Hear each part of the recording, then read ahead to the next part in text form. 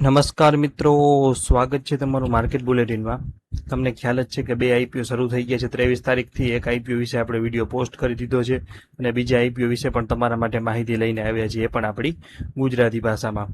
કંપનીનું નામ તમને ખ્યાલ જ આવી ગયું હશે, Waterways Leisure Tourism Limited. Company ભારતમાં ઓશન ક્રૂઝ ટુરિઝમ ક્ષેત્રે અગ્રણી અને એકમાત્ર ઘરેલું ઓપરેટર છે, જે લક્ઝુરિયસ ઇન્ડિયન હોસ્પિટાલિટી અને પ્રીમિયમ સુવિધાઓ પ્રદાન કરે છે। કંપની હાલમાં 2005 મહેમાનોની ક્ષમતા ધરાવતા તેના ભવ્ય જહાજ એમવી એમ્પ્રેસનું સંચાલન કરે છે, જેમાં ખાનગી બાલ્કનીવાળા કેબિન્સ, મલ્ટિપલ ડાઇનિંગ વેન્યુ જેમ કે સ્ટારલાઇટ અને chopsticks, casino, theatre, spa, swimming pool અને બોલિવૂડ મ્યુઝિકલ તથા મેજિક શો જેવી અદ્ભુત મનોરંજન સુવિધાઓ ઉપલબ્ધ છે। આ ક્રૂઝ મુખ્યત્વે મુંબઈ, ગોવા, કોચી, ચેન્નાઈ, લક્ષદ્વીપ જેવા ભારતીય તટીય વિસ્તારો અને આંતરરાષ્ટ્રીય સ્તરે શ્રીલંકા, મલેશિયા, થાઇલેન્ડ તથા સિંગાપુર જેવા દેશોના રૂટ ઉપર પ્રવાસ ખેડે છે। તેમજ ઓક્ટોબર 2026થી કોચીથી કોલંબો અને માલદીવ્સના નવા રૂટ્સ પણ શરૂ થવા જઈ રહ્યા છે। કંપની તેને વ્યવસાયિક વિસ્તરણ માટે નોર્વેજિયન સ્કાય અને નોર્વેજિયન સન જેવા નવા બે લિસ્ટ જહાજો બજારમાં ઉતારી અને પોતાની ક્ષમતા અને નેટવર્કને વધુ મજબૂત કરવાના ગ્રોથ પ્લાન ઉપર કામ કરી રહી છે। વાત કરીએ આઈપીઓના ટાઈમ ટેબલની તો 23 તારીખ આજથી શરૂ થઈ ગયો છે। 25 તારીખે છેલ્લો દિવસ છે। 808 રૂપિયાનો ભાવ, 18 લોટ સાઇઝ અને 585 કરોડનો 100% ફ્રેશ ઇસ્યુ।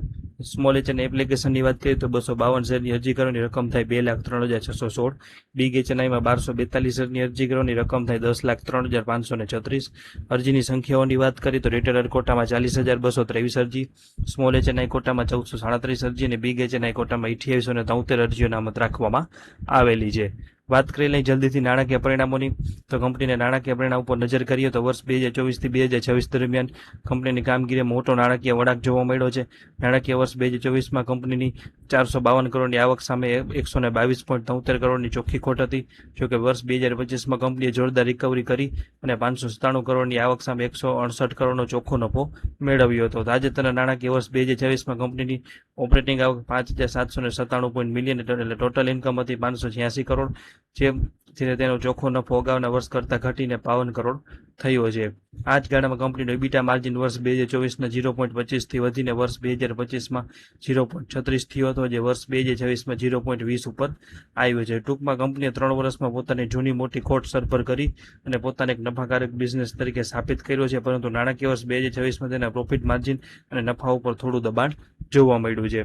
આગળ વાત કરીએ આઈપીઓના પૈસાના ઉપયોગની તો આઈપીઓ દ્વારા કુલ 585 કરોડનું ગ્રોસ ફંડ એકત્રિત કરવા જઈ રહી છે કંપની। આઈપીઓમાંથી આઈપીઓ સંબંધિત જરૂરી ખર્ચા કર્યા બાદ જે નેટ રકમ બચશે તેનો ઉપયોગ મુખ્યત્વે બે હેતુઓ માટે કરવામાં આવશે। ફંડનો સૌથી મોટો હિસ્સો એટલે કે 480 કરોડ રૂપિયા તેની સ્ટેપ ડાઉન સબસિડી કંપની, બે ક્રૂઝ શિપિંગ અને leasing private limited deposit, advance lease rental અને મંથલી લીઝ પેમેન્ટ ચૂકવવા માટે વાપરશે, જ્યારે બાકીની રકમ કંપનીના સામાન્ય વ્યવસાયિક કામકાજ એટલે કે જનરલ કોર્પોરેટ હેતુઓ માટે લેવામાં આવશે, જે સેબીના નિયમ અનુસાર કુલ રકમના 25%થી વધુ નહીં હોય। હવે વાત કરીએ કંપનીની 5 સારી અને 5 નબળી બાબતોની તો શરૂઆત કરીએ સારી બાબતોથી તો ભારતમાં ઓશન ક્રૂઝ ટુરિઝમ ક્ષેત્રે મોખરેનું સ્થાન ધરાવે છે। આશરે 62.25% બુકિંગ સીધું થતું હોવાથી એજન્ટનું કમિશન બચે છે। હાઉસકીપિંગ અને એન્ટરટેનમેન્ટ આઉટસોર્સ હોવાથી કાયમી લેબર કોસ્ટ ઘટે છે। વર્ષ 2024ની મોટી ખોટ સામે 2025 અને 26માં સારો નફો અને 100% આઈપીઓ ફ્રેશ ઇસ્યુ। વાત કરીએ નબળી બાબતોની તો એક જ જહાજ હાલમાં માત્ર છે જેના ઉપર આખો બિઝનેસ નિર્ભર છે। કુલ આવકનો 91.22% હિસ્સો માત્ર ક્રૂઝ ટિકિટના વેચાણ ઉપર આધારિત છે। જહાજની માલિકી બ્રિટિશ વર્જિન આઇલેન્ડમાંથી સબસિડી પાસે છે। ચોથું છે કે વર્ષ 2024ના અહેવાલમાં ઓડિટર્સે ગોઈંગ કન્સર્ન અંગે ગંભીર નોંધ લીધી હતી। અને પાંચમું છે કે કંપનીની એન્કર બુકમાં ભારતના કોઈ મોટા મ્યુચ્યુઅલ ફંડ કે વીમા કંપનીઓએ રસ દાખવ્યો નથી।